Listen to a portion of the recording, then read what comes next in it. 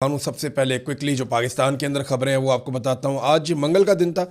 इमरान खान साहब साबिक वज़ीर आज़म पाकिस्तान और पाकिस्तान के सबसे बड़े अवामी लीडर, सबसे मकबूल अवामी लीडर इमरान खान साहब से आज मुलाकात का दिन था। उनकी फैमिली गई, फिर नहीं मिलवाया गया और ये अब कई महीने हो गए हैं मुलाकात नहीं होने दी जा रही। इसके पीछे आसिम मुनीर साहब हैं। आसिम मुनीर साहब को ख़तरा है इमरान खान साहब से कि इमरान खान साहब अगर सियासत में आएंगे या बाहर आएंगे या वो कोई बात करेंगे तो उससे आसिम मुनीर साहब की सियासत को ख़तरा हो जाएगा। लिहाजा वो इमरान खान साहब की मुलाकातें बंद करके बैठे हुए हैं। और ऐसे में इमरान खान साहब के साथ कुछ ऐसा किया गया कि उनके ब्लड के अंदर क्लॉटिंग की वजह से उनकी एक आंख ख़राब हो गई और फिर उन्हें अस्पताल ले जाया गया। बार बार ये मुतालबा किया गया कि उनके ज़ाती मुआलिजीन को दिखाया जाए, ऐसा नहीं किया गया। उनकी फैमिली को मिलवाया जाए, ऐसा भी नहीं किया गया। बल्कि इमरान खान साहब की एक आंख की बिनाई तकरीबन चली गई, लेकिन इसके बावजूद इमरान खान साहब से मुलाकातें नहीं खोली गई और ये सिलसिला जारी है। पूरा निज़ाम जो है वो इसी चक्कर में लगा है। इमरान खान साहब की बहनें हैं, वो जाती हैं जेल के बाहर, सारे लीडरों की मुलाकातें होती हैं उनकी फैमिली से। बल्कि नवाज शरीफ की मुलाकातें होती थी तो पूरा पूरा टब्बर जाता था, वहाँ पूरा निज़ाम बना हुआ था। 15-15 बंदों के साथ नवाज शरीफ अलग अलग बैठ के बाकायदा इजलास मुनक्कद होते थे जेल के अंदर। इमरान खान साहब से कुछ भी नहीं। जरदारी साहब की मौजें जो जेल के अंदर थी, कभी सुन लें आप तो हर आदमी कहेगा कि मुझे जेल में ही डाल दो। लेकिन इमरान खान साहब के लिए तबाही और बर्बादी कर दी है इन्होंने, जिस लेवल पे ये लेकर चले गए हैं अखलाकियात को। और ये सिर्फ एक आर्मी चीफ की वजह से हुआ। देखिए, सियासतदान तो इसके बेनिफिशरी हैं, लेकिन सियासतदान डरते भी हैं। कल को हमने भी जेलों में जाना है, सबको अपना अपना पता होता है ना कि कल को हमें भी जेल में डाला जा सकता है। इस तरह की जेल तो कोई काट ही नहीं सकता जैसे इमरान खान ने काट ली है। तो क्योंकि जर्नैलों को इस बात का जोम है कि उन्होंने जेलों में नहीं जाना होता, और वैसे भी आसिम मुनीर साहब ने इस्तिस्ना ले लिया है, ये कोई दिलेर आदमी तो लेता नहीं है। बहरहाल इमरान खान साहब का जो केस है वो इस्लामाबाद हाई कोर्ट में आया, तोशाखाना वाला, और उसमें वहाँ बातचीत हो रही थी। इमरान खान साहब को अस्पताल मुंतकिल करने की दरख्वास्त पर भी समाअत हुई केस के अंदर। इसमें चंद सवालात अदालत ने उठाए, चंद बातें जो है इमरान खान साहब के वकला ने की। एतजाज़ अहसन साहब का वकालतनामा है वो साइन ही नहीं हो रहा। देखिए ना, वो जाएंगे, जाके इमरान खान साहब से वकालतनामा साइन करवाएंगे, तभी आकर अदालत में केस लड़ेंगे ना। इधर वकालतनामे ही साइन नहीं हो रहे। तो इमरान खान साहब को शफा इंटरनेशनल अस्पताल मुंतकिल करने की दरख्वास्त पर समाअत हुई और लतीफ़ खोसा साहब ने जेल रूल्स के हवाले से कहा जी कि मैं तैयारी करने के लिए मुझे थोड़ा टाइम दे दे। तो कल के दिन के लिए जज मुयसर नहीं थे तो परसों का टाइम दोबारा दे दिया गया। बहुत सारे लोग लतीफ़ खोसा पे तनकीद कर रहे हैं कि उनकी तैयारी क्यों नहीं थी। इससे पहले इमरान खान साहब ने भी एक दफ़ा कहा था कि तैयारी करके आना चाहिए लतीफ़ खोसा साहब को, और ये खबर ज़ुबैर अली खान साहब ने उस वक्त दी थी। लतीफ़ खोसा साहब बड़े शानदार, बहुत बड़े वकील हैं, बड़ा नाम है उनका फ़ौजदारी मुकदमात में, और पाकिस्तान के अंदर जाने माने वकला में से एक है। उनकी अदलिया के लिए बड़ी कुर्बानियाँ भी हैं, बड़े जमहूरी आदमी है, दबंग आदमी है लतीफ़ खोसा साहब। लेकिन यहाँ उनकी तैयारी होनी चाहिए थी। अच्छा, अब कई लोग इसको ऐसे ले रहे हैं जैसे आज उनकी तैयारी होती तो इमरान खान साहब बाहर आ जाते। ऐसा नहीं है। आसिम मुनीर साहब इमरान खान साहब को नहीं छोड़ेंगे जब तक कि उन्हें ये यकीन नहीं आ जाएगा कि उनकी अपनी किसी किस्म की कोई मुसीबत खड़ी नहीं होने जा रही। यानी वो इमरान खान साहब को, आसिम मुनीर साहब ऐसे नहीं छोड़ेंगे, ये सब जानते हैं, सबको पता है, और इमरान खान साहब को भी इस बात का पता है। जब तक कि कोई बहुत बड़ा दबाव नहीं पड़ेगा अवामी सतह का या इमरान खान साहब की जानिब से या बैरूनी तौर पर कोई बहुत बड़ा दबाव नहीं आ जाता, तो तब तक इमरान खान साहब को नहीं छोड़ेंगे। या तो अदलिया जो है वो इंसाफ देना शुरू कर दे, ये तो आप समझे पाकिस्तान के अंदर अब सिलसिला ही खत्म हो गया, या फिर इमरान खान साहब को डील करनी पड़ेगी या कोई बहुत बड़ा दबाव डालना पड़ेगा। दोनों में से कोई एक चीज़ करनी पड़ेगी। तो इसके बगैर तो कोई बीच का रास्ता तो दिखाई देता नहीं है। हालांकि बीच का रास्ता निकल सकता है कि पाकिस्तान में डेमोक्रेसी आ जाए, अब दोबारा पाकिस्तान में इलेक्शन करवा ले। भाई, एक लीडर को आपने पीस के रख दिया, आपने उसकी पार्टी को तबाह बर्बाद कर दिया और मुल्क का बेड़ा गर्क कर दिया, आपने हर चीज़ आपने तबाह बर्बाद कर दी, तो अब आपने और क्या निकालना है। अवाम आज भी इमरान खान के साथ खड़ी है। इमरान खान की दुश्मनी में आपने हर चीज़ तबाह कर दी है, मुल्क को गिरवी रख दिया है, खुद मुख्तारी अपनी दाव पे लगा दी है, मगर कोई फ़ायदा आपको हुआ नहीं। तो ये एक फ़ौज के अंदर से भी दबाव आना चाहिए, सबको मिलकर ये बात करनी चाहिए, यार बस कर दो। क्या करना है आपने पाकिस्तान के साथ? पूरा मुल्क आपने गिरवी रख दिया है। फैसले आप करते हैं, कौम को पता ही नहीं होता आप क्या फ़ैसले कर रहे हैं।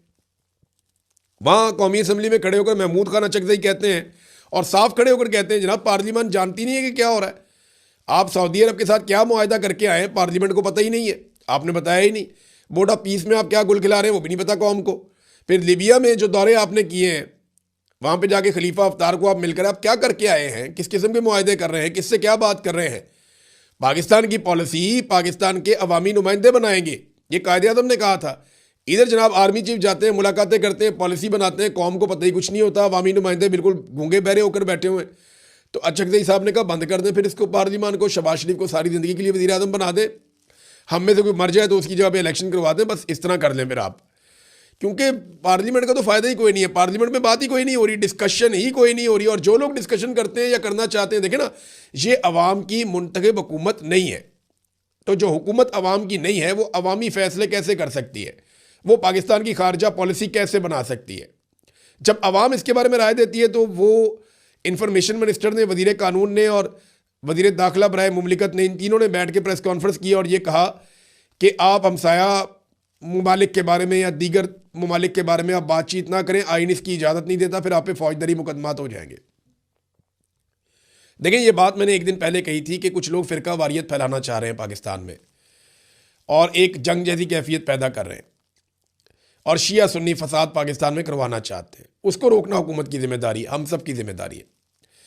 लेकिन एक जाली हुकूमत ऐसी खारजा पॉलिसी बनाए जिसके बारे में पाकिस्तानियों को पता ही कुछ नहीं है, तो फिर पाकिस्तानी इसके ऊपर बात तो करेंगे। पूरी दुनिया के अंदर, अमेरिका में, यूरोप में डोनाल्ड ट्रंप की खारजा पॉलिसी पर टका के तनकीद हो रही है। अमेरिका में कितने बंदे उन्होंने गिरफ्तार किए हैं या फौजदारी मुकदमात किए हैं?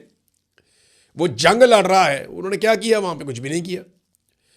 इसी तरह यूरोप के अंदर भी बात होती है, हर तरफ बात होती है। आप डेमोक्रेसी की बात करते हैं, आइन की बात करते हैं, तो आइन तो लोगों को बात करने की इजाज़त देता है। लोग ये क्यों ना कहें कि आपने 168 बच्चियों की शहादत के ऊपर अमेरिका की मजम्मत ही नहीं की। अमेरिका के अंदर अमेरिका की मजम्मत हो रही है, लेकिन हमारा अर्दली वज़ीर आज़म जो है वो मजम्मत नहीं कर रहा, वो अमेरिका का नाम लेने के लिए भी तैयार नहीं। हुकूमत शर्मिंदा है, हुकूमत की वहाँ पॉलिसी कोई नहीं है, हुकूमत को समझ ही नहीं आ रही कि अब करना क्या है। कुछ अकाउंट्स जो है वो नफरत फैला रहे हैं और इनको रोकना चाहिए, हम सबको मिलकर रोकना चाहिए। लेकिन याद रखिएगा, इसके अंदर हुकूमत के भी कुछ लोग शामिल हैं जो जानबूझकर एक तासुर क्रिएट कर रहे हैं और ख़ित्ते की जो लड़ाई है उसको पाकिस्तान के अंदर एक तरीके से ड्रैग करके ला रहे हैं। ये डाइवर्जन लगाने के चक्रों में रहते हैं। पेट्रोल आलमी मंडियों में सस्ता हो गया, तुम भी सस्ता कर दो भाई। और ये सस्ता रहना कोई नहीं है, ये फिर महंगा हो जाएगा दोबारा। अगर ये सिचुएशन कंट्रोल ना हुई तो, ये कंट्रोल होनी चाहिए सिचुएशन, अगर ये कंट्रोल ना हुई तो यही पेट्रोल दोबारा महंगा हो जाएगा। अब नाज़रीन आ जाए ज़रा इंटरनेशनल फ्रंट के ऊपर, हम उसके ऊपर भी बात कर लें। इमरान खान साहब का केस जो है वो अभी चलेगा, एक परसों के लिए लगा हुआ है, कल के लिए लगा हुआ है। इमरान खान साहब को मुमकिन है कि अस्पताल मुंतकिल किया जाए, लेकिन किन शराइत और पाबंदियों के साथ किया जाता है इसके बारे में अभी कुछ कह नहीं सकते। चीज़ों को नॉर्मलाइज करने की कोशिश की गई है और पाकिस्तान तहरीक इंसाफ किसी किस्म की भी तहरीक चलाने में मुकम्मल तौर पर नाकाम रही है। सोहेल अफरीदी साहब इस्लामाबाद से कहकर गए थे टेढ़ी उंगली से हम घी निकालेंगे और इमरान खान रिहाई अमन फोर्स बनाएंगे। लगभग 20-22 दिन उस बात को भी गुजर गए हैं, तो अभी तक कोई चीज़ ऐसी सामने नहीं आई। मुझे ये पता है कि वो मीटिंग्स कर रहे हैं, एक्टिविटीज़ कर रहे हैं, लेकिन अमली तौर पे कुछ भी नहीं किया, कुछ भी नहीं किया। अब डोनाल्ड ट्रंप के साथी जंग से निकलने का मशवरा देना शुरू हो गए और लगातार उसको ये मशवरे दिए जा रहे हैं कि इस जंग से निकल जाओ, कोई हल निकालो इस जंग का, इसके अंदर हम फंस गए हैं। और बहुत सारे अमेरिकन भी ये बात कर रहे हैं, बहुत सारे जो सीनियर लोग हैं दुनिया भर में वो ये बात कर रहे हैं। ट्रंप के मुशीरों का ईरान जंग के हल तलाश करने पे उन्होंने जोर दिया। उन्होंने कहा डोनाल्ड ट्रंप को कि जंग से निकलने का कोई मंसूबा बनाएं और इसमें से निकल जाएं आप। ये जो तेल की कीमतें बढ़ रही हैं, इनको ज़्यादा देर कंट्रोल नहीं किया जा सकता। रिपब्लिकन पार्टी को इसका नुकसान होगा। ये जो आपने फौजी ऑपरेशन किया है इसको कामयाब मिशन के तौर पर पेश करें, रोला डालें कि हम कामयाब हो गए और निकल जाएं वहाँ से। ये वॉल स्ट्रीट जर्नल ने भी रिपोर्ट किया है कि डोनाल्ड ट्रंप को उनके साथियों ने इस तरह के मशवरे दिए हैं। अब मैं आपके सामने रखता हूँ ये एक स्कॉट रिटर, ये नाज़रीन अक़वाम मुत्तहिदा में हथियारों के साबिक इंस्पेक्टर हैं और इन्होंने ये बात की है कि अमेरिका चाहता है कि वो अब इस जंग से निकल जाए। उसकी